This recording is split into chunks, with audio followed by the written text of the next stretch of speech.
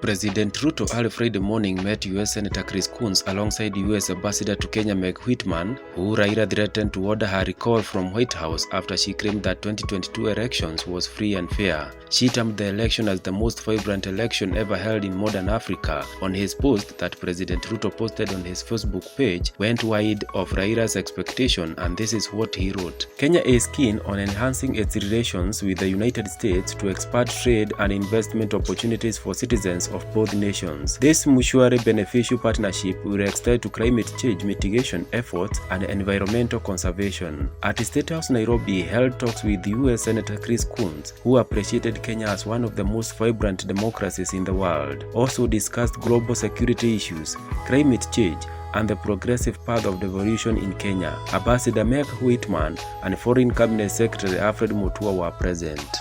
Raila, when he met Senator Coons, never revealed any agenda they spoke on and left the analysts to guess what they discussed. Many rumored that Raila was being begged to humble himself and accept Ruto as the president. Coons is well known in Kenya in the mediation, and he is the sole man that led to famous 2018 handshake between President Uhuru and Raila Odinga. Azimio leadership has condemned the US ambassador for her recent remarks during the devolution conference held in Eldoret.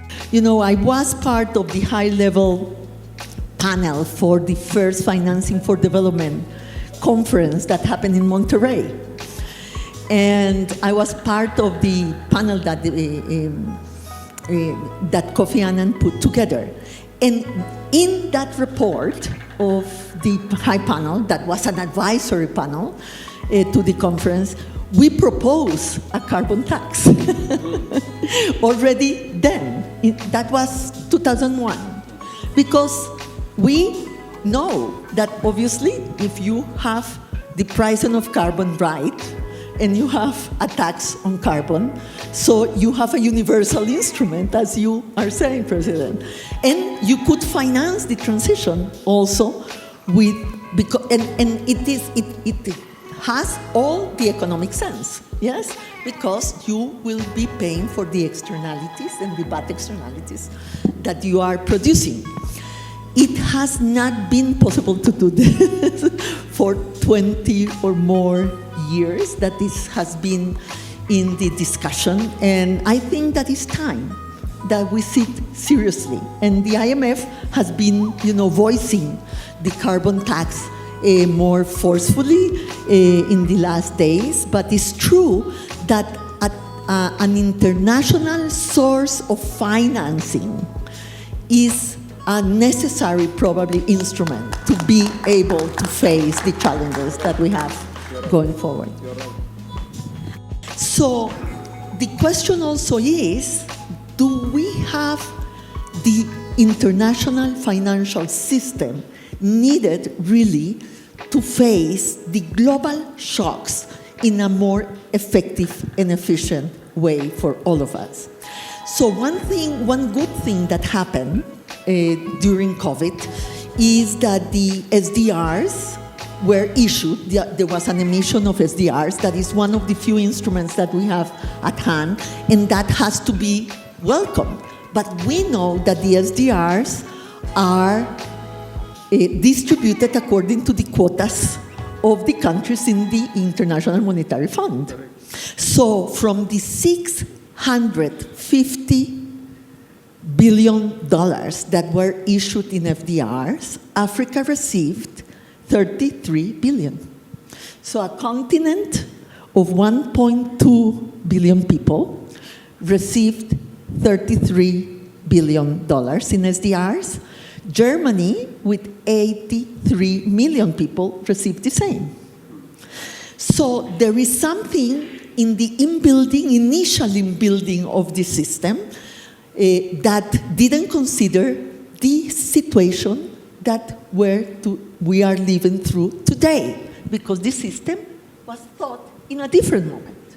So I think that the call for an international reform of the international system has to be seen as a possibility to strengthen multilateral action, not to weaken it, because we need the system. We need a multilateral system. We need a multilateral financial system. We need the institutions that we build with so much effort. But the institutions have to be able to change. And I think that that is the voice that we are hearing. It has to change to really face a fairer aspiration in terms of the distribution of the resources, but is also needed to scale up, the investment that the countries need. Let me give you one indicator. The World Bank today is 20% only of what the World Bank was in the 60s with respect to the global economy. The global economy has grown much more, but the World Bank has not grown to the pace of the international economy. So in a way, we also have a small system with respect to the needs that we have today. And that's what we have called, why we have called for the recapitalization of the multilateral development banks, and we have called also for a different model that will answer to what the president said. We need long-term speed and scale and cost, that the president said, in the multilateral development system to leverage private investment, to face the risk perception. We need much more, and unfortunately, we have a system that is constrained today by some of the norms that we decided to have in 1945. The good news is that investment in renewable energy is picking up, yes, and has been growing for several years. And that is good news. The bad news is that only 2% of the total investment in renewables in the world is coming to Africa. Damilola, you are in these numbers every day, yes? So you correct me if I say something wrong. But only 2% of the total renewable energy investments in the world are coming to Africa. So it's true that there is an appetite in the private sector for renewable energy.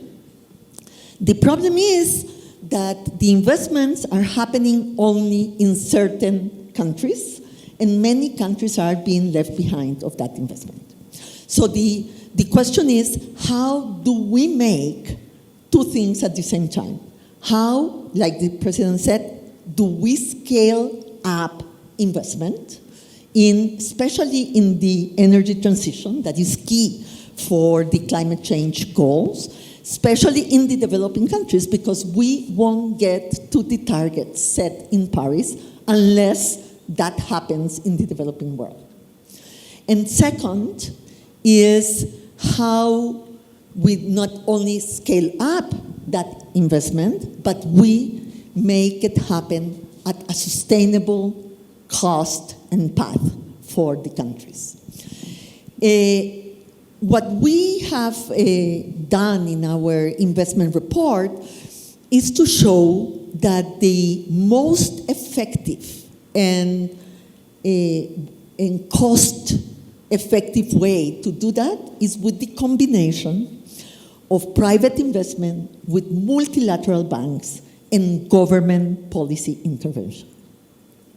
If you have the three, you can get better projects and better financing cost for the projects to make it happen. So we go again to the conversation of before.